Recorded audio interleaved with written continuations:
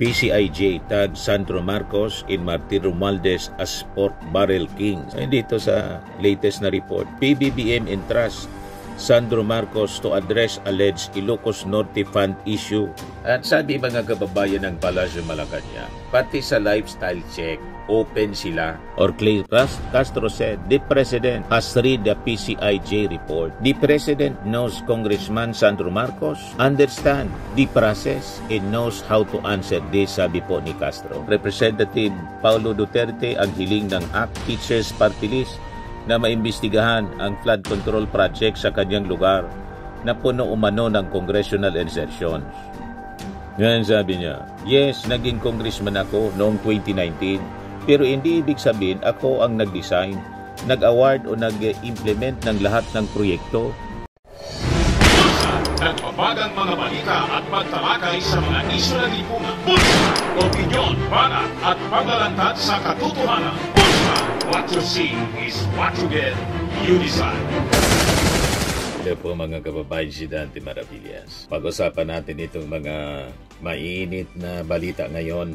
Yan, sabi rito, PCIJ tag Sandro Marcos in Martin Romualdez as pork barrel kings. Di ano niya, Mr. Maravillas, ang masasabi mo niyan? Okay naman po. Sa investigasyon, both itong si Martin Romualdez at si Sandro Marcos. At mismong si Sandro Marcos, sumulat mismo voluntary, sinadmit niya yung kanyang sarili sa investigation sa ICI. At sabi ng ating Pangulo, dito sa latest na report, PBBM entrusts Sandro Marcos to address alleged Ilocos Norte Fund issue. At sabi mga kababayan ng Palasyo Malacanang, pati sa lifestyle check, open sila. First family open to lifestyle check. Yan ang report ngayon ng Philippine Star. The first family is open to undergoing a lifestyle check. Sabi po ng Palasyo Malacanang kahapon. Following an investigative report saying that Marcos Beliwit, Ilocos Norte, ranked among the biggest recipients of allocable funds over the past 3 years. A report published by the Philippine Center for Investigative Journalism or PCIJ found that the largest share of almost 1.2 trillion in allocable funds, which critics label as new form of pork barrel, went to Ilocos Norte 1st District Representative Sandro Marcos and former House Speaker Martin Romualdez between 2023 and 2025. When sought for comment during a press briefing at Malacanang, Presidential Communications Undersecretary Jose Castro or Clay Castro said, the President has read the PCIJ report. The President knows Congressman Sandro Marcos, understand the process, and knows how to answer this, sabi po ni Castro. Asked if the administration would allow a lifestyle check on the presidential son and other members of the first family amid corruption allegations, Castro replied that they are open even before. That option has always been there. No one is excluded from undergoing a lifestyle check, sabi po niya. Castro emphasized that Congressman Marcos has earlier volunteered to appear before the Independent Commission for Infrastructure or ICI to respond to claims that he benefited from budget insertions. Whatever issues are raised against him, he will personally go to the ICI to be investigated. He just needs to be given a date so the proper schedule can be set, sabi po ni Castro. Based on the PCIJ report, the younger Marcos received 15.8 billion pesos in allocable funds, which while Romualdez received 14.4 billion pesos. Yan mga kababayan ang pagkakaiba ng pamilya Marcos at ni Martin Romualdez. Hindi umiiwas sa investigasyon. Open sila sa investigasyon. Hindi sila iwas pusit. May tinamaan na naman niya, Mr. Maravilla. O diba? Kasi sila po, confident sila. Kayang-kaya nilang sagutin. Kasi malinis ang kanilang konsensya. Wala silang itinatago. Hindi sila tumatakas, mga kababayan, tulad ng mga critics ng ating administrasyon. O diba, isa-isahin natin. Kasi po, malinaw. Kapag may tinatago, tumatakbo, may kasibihan tayo sa batas. flight is an indication of guilt. Kapag malinis ang konsensya, humaharap sa investigasyon. Kahit anong klaseng akusasyon, kayang harapin.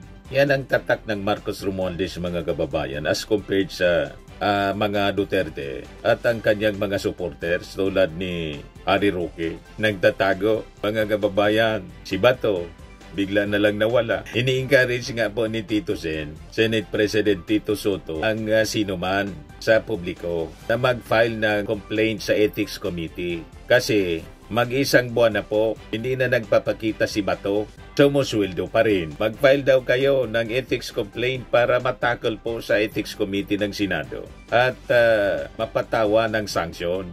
Diba? So malinaw po, mga kababayan, kapag may tinatago, tumatakbo. Kapag malinis po ang konsensya, humaharap. Sa politika po, madali makita kung sino yung guilty at kung sino yung walang itinatago. Ang may sala po, tumatalon sa tinatawag na C-card. Nagtatago, dumudulog sa mga tinatawag na technicalities. Para ganyan may tinutumbo ka, Mr. Maravillas. O diba, yun ang gawain nila. Tinetechnical, tulad ng impeachment. Pero po ang inosente, diretsong umaharap, nagpapaimbestiga, walang takot. At sabi ng Palasyo Malacanang, handa ang first family na magsailalim sa lifestyle check. At mismong si Sandro ang nag-volunteer na magpaimbestiga sa ICI. You see? So ito po ang malinaw na pattern. Si Bato de la Rosa, si Atty. Roque, Harry Roque, si Sara Duterte, si Pulong. Puro iwas, mga kababayan. At pag gustong iimbestiga, nagagalit. Yung latest na report ng ABS-CBN, pinuna ni Davao City 1st District Representative Paulo Duterte ang hiling ng ACT Teachers Party List na maimbestigahan ang flood control project sa kanyang lugar na puno umano ng congressional insertions. Ngayon sabi niya, yes, naging congressman ako noong 2019, pero hindi ibig sabihin ako ang nag-design, nag-award o nag-implement ng lahat ng proyekto mula sa 2019 hanggang 2022. Ang DPWH ang implementing agency. May sariling bidding, sariling proseso, sariling responsibilidad.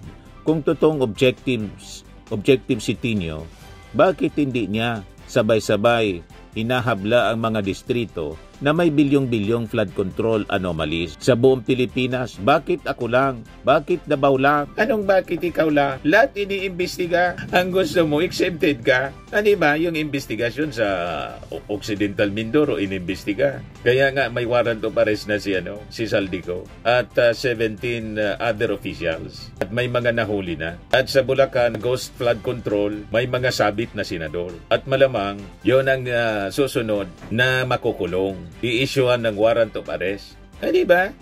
At si Sandro Marcos, open sa investigasyon. Si Martin Romualdez, iniimbestiga. Walang reklamo sa investigasyon. Pero kayo, laging may reklamo. Di ba? Pag walang tinatago, dapat ready harapin anumang investigasyon. So makikita ninyo, mga kababayan, inaakusan nila si Martin, si Sandro. Hindi sila umiiwas. Pero si Bato, si Roque, si Sara, si Pulong, lahat umiiwas, mga kababayan. Ayaw maimbestiga, galit pag iniimbestiga. Di ba malinaw po? Sa batas, malinaw ang prinsipyo. He who asserts must prove. Ang burden of proof, mga kababayan, doon sa nag-aakusa, hindi po sa inaakusahan. Kaya po, kung wala kang itinatago, anong rason na umiwas at tumakbo? Di ba po malinaw ang ganon? Ngayon, isa-isahin natin. Si Bato de la Rosa, sabi ng abogado, di man nagtatago, pero hindi nagpapakita. Nagtatago na po dahil sa balita na may warrant of arrest na daw mula sa ICC. So literally, he is avoiding accountability, mga kababayan. Kasi isa siyang respondent sa ICC case. Isa sa mga utak sa drug war kung saan libo-libo yung mga namatay na mga Filipino. Under oath, mismong si Digong, umamin po, nakasama si Digong sa death squad. Sabi ni Digong sa investigasyon ng Senado, yan na niya, Senador, si Bato, death squad din niya. Lahat itong sa right side ko, dumaan ito ng Chief of Police police director. Puro commander ng death squad yan. I thought there was no existence. Trabaho ng police yan. Ano yan ang nakaupo dyan, si Senator De La Rosa? Death squad rin yan. Nakita na ninyo? Kaya ayaw nila ng trial, matuloy ang trial doon sa Dahig. Kasi sa kayabangan po ni Digong, siguradong aamin siya doon. Umamin sa Senate investigation. Itinuro, nilaglag pa si Bato de la Rosa. Yan na niya, lahat yan, death squad. Ito isang senador. Si Bato, death squad din niya. Naintindihan na po ninyo, mga kababayan, kung bakit sila umiiwas. Malinaw po. Malinaw ang pagkakasala. You see, banda tayo kay Atty. Harry Roque. Ganon din po. Umiiwas. Ayaw umuwi. Nandun pa hanggang ngayon sa Dahig. Dahil sa kanyang kaso, human trafficking. Konektado sa illegal pogo operations. Ngayon, ayaw harapin ang kanyang sariling kaso dito sa Pilipinas. Ginagawang rason si Digong para ma-justify niya ang kanyang hindi pag-uwi. Sunod si Sara Duterte. Ano sabi ni Sara Duterte sa kanyang impeachment case? I want a bloodbath daw. Ano nangyari po? Tumakbo po sa Supreme Court para harangin yung proseso. Ginamit niya yung Duterte Black sa Senado para magpakita ng puwersa para hindi ma-impeach sa Senado. Iisa ito mga kababayan sa classic legal technicalities. Classic technicalities sa tactic para hindi maimbestigahan. Di ba malinaw po? Kasi kung wala ka talagang tinatago, bakit ka iiwas? Bakit ka tatakbo? Bakit ka umiiwas sa forum kung saan pwede kang magpaliwanag? Tama po, mga kababayan? Ganon din si Pulong. Galit ngayon sa planong pag-imbestiga sa kanya ng Congress sa 51 billion pork barrel fund. Ngayon, galit si Pulong sa planong investigasyon po ng Kongreso. Galit kay ACT Party List Representative Antonio Tinio. Bakit ka magagalit? Si Sandro, si Martin Romualdez, bukas mga kababayan sa investigasyon. Kasi wala silang tinatago. They're confident. Kaya nilang sagutin. Pag wala kang tinatago, di ka talaga iiwas. Pag may tinatago, siyempre iiwas ka. Kasi mabubuking sa pagtatanong. Yan ang malinaw mga kababayan. Ngayon, si Martin Romualdez, best example of fight. Not flight or pag-iwas pagtakas. Kundi totoong fight. Kasi nakita po ninyo yung ginawa ni Martin. Habang yung iba po umiiwas sa investigasyon, nagtatago, si Martin po bumaba sa pwesto bilang isang speaker. Bakit niya ginawa yun po? Para hindi magamit yung kanyang impluensya bilang speaker. Mabigyan ng buwelo ang investigasyon, malawak na investigasyon. Ang ginawa niya, umarap siya sa ICI. Dala-dala niya yung lahat ng mga dokumentos. Walang bodyguard, walang drama. Inayaan niya po yung proseso. At after the investigation na ginawa ng ICI, ano yung findings? Malinaw po. Yan report ng GMA. ICI, no conclusion of guilt versus Romualdez. Kaya sila nagagalit kay Martin Romualdez at paulit-ulit na sinisiraan. Ngayon naman po, ang tawag kay Martin Romualdez at kay Sandro Marcos, mga pork barrel kings daw po. Handa sila na harapin yung mga akusasyon laban sa kanila. Hindi umiiwas. Kaya hindi obra po yung mga ganitong bansag. Hindi ko mo binansagan pong pork barrel kings. Tinawag ng PCIJ. Totoo na. Diba po? Meanwhile, si Saldico na nag-aakusa kay Martin, kay Sandro, sa ating Pangulong Bongbong Marcos, ayaw man umuwi para isubstantiate yung kanyang mga kwento. Dapat po legal logic ang pinapalitaw natin. Hindi po yung emotional drama. Kasi po, sabi sa batas, ang nag-akusaan niya, dapat siyang may obligasyon na magpatunay. Hindi po pwede na puro lang press release. Hindi po pwede na puro intriga lang. Kailangan investigations. Hindi po insinuation and propaganda. O ngayon, ang tanong, sino po ang pumasa sa standard na ito? Si Martin, fight.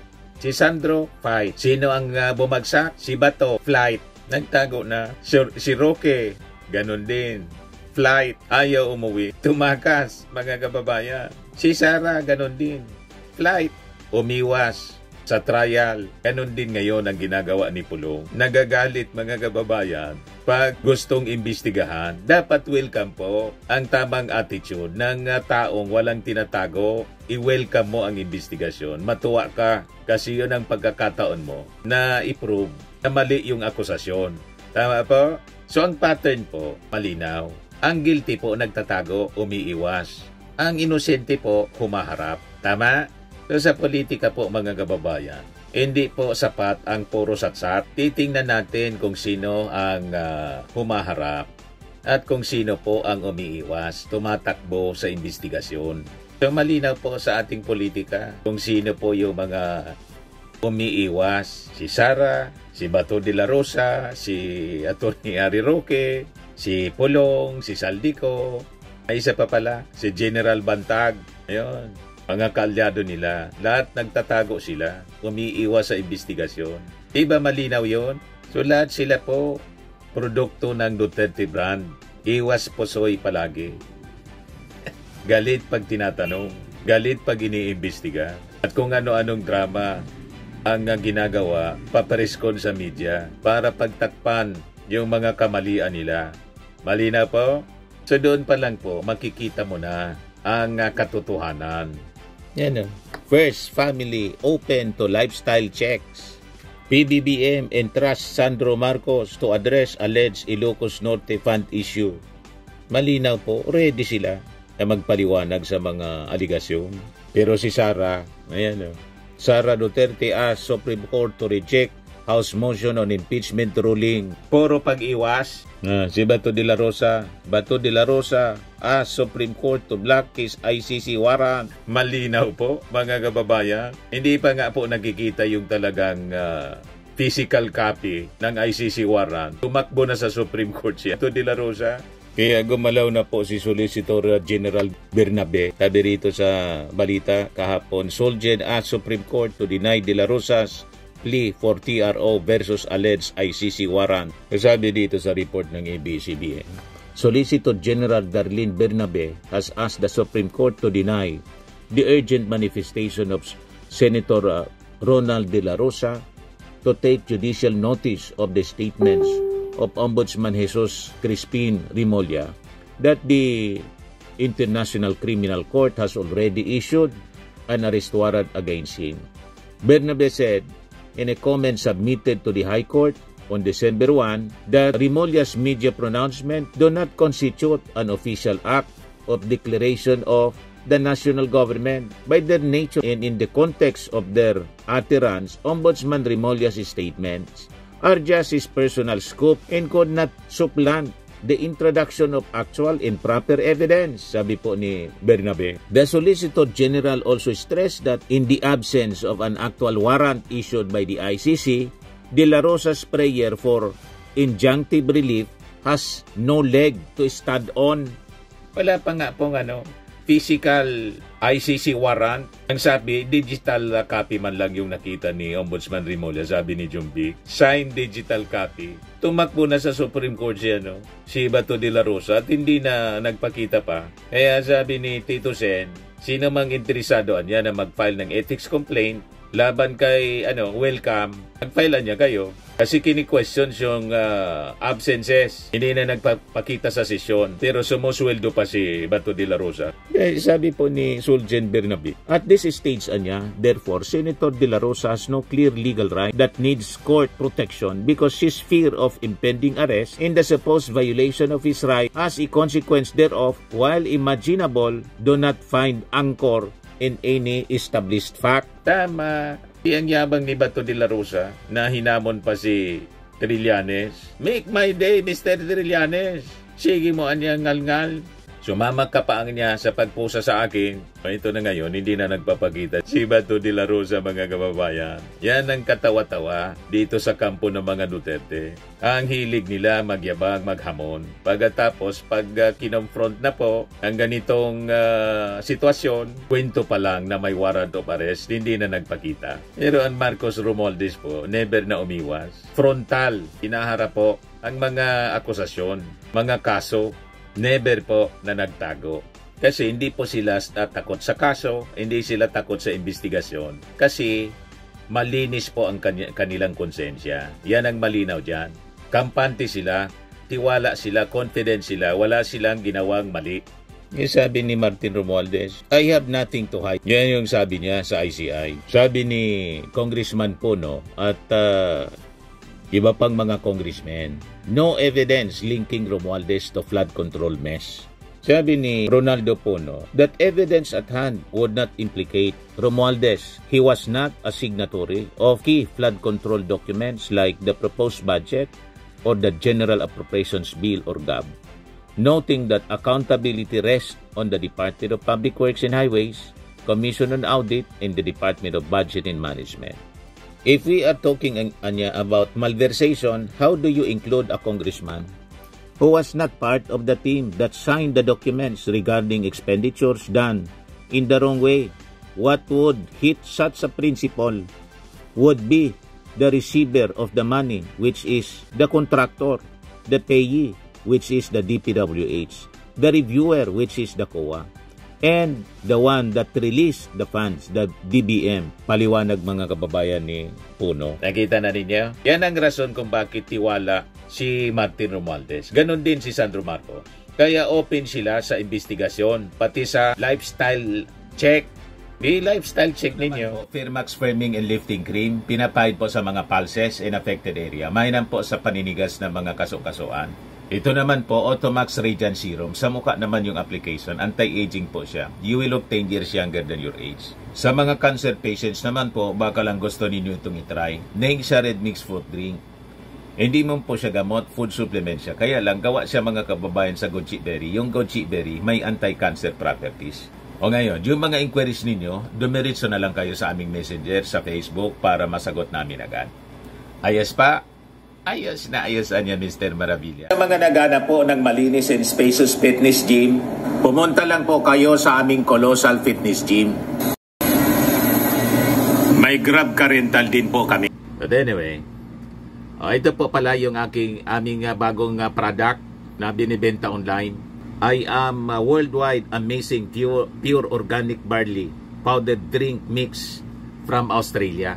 Negosyo to ng aking anak na architect entrepreneur Riz Maravillas. Ayan po.